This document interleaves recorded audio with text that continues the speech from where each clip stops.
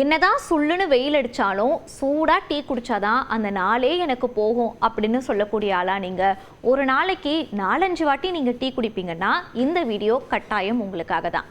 என்ன அப்படின்னு சொல்லி பார்த்தீங்கன்னா, வெயில் காலத்தில் நம்ம அதிகமாக டீ குடிக்கிறதுனால, ரொம்ப சூடாக டீ குடிக்கிறதுனால அப்போதைக்கு நம்மளுக்கு சுறுசுறுப்பாக இருக்குமே தவிர்த்து அன்றைய தினத்தில் நம்ம ரொம்ப பதற்றமாகவே இருப்போம் அப்படின்னு சொல்லிட்டு மருத்துவர்கள் சொல்கிறாங்க.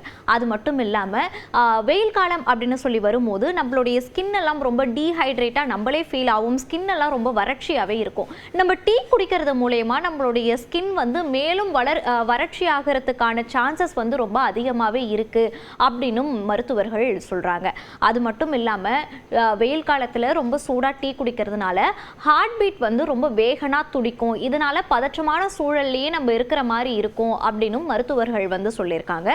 அது மட்டும் இல்லாமல் அஜீரணம், புளி ஏப்பம், வாயு போன்ற பிரச்சனைகள் வந்து ஏற்படுறதுக்கு ரொம்ப அதிகமாகவே வாய்ப்புகள் இருக்குது. பொதுவாகவே ஒரு நாளைக்கு டீ காஃபி அப்படின்னு சொல்லி எடுக்கும் போது நம்ம எத்தனை தடவை எடுப்போம்னா, காலையில் ஒரு வாட்டி, மாலையில் ஒரு வாட்டி கம்பல்சரி நம்ம எடுக்கிறோம்.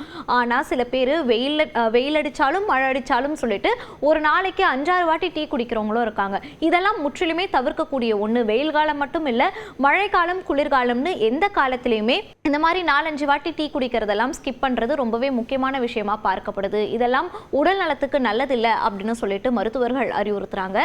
அது மட்டும் இல்லாமல் வெயில் காலத்தில் நம்ம வந்து நல்ல குளிர்ச்சியான பொருட்களை தான் நம்ம உட்கொள்ளணும். அதுதான் நம்மளுடைய உடலுக்கு வந்து நல்லது. ஆல்ரெடி வெப்பமாக இருக்கக்கூடிய ஒரு சூழலில் நம்மளுடைய பாடியை மேலும் மேலும் வெப்பமாக ஆக்க வச்சுக்கிட்டே இருக்கக்கூடிய சூடான டீ வந்து ஒரு கெடுதலான விஷயமா தான் பார்க்கப்படுது வெயில் காலத்தில் அப்படின்னு மருத்துவர்கள் சொல்கிறாங்க.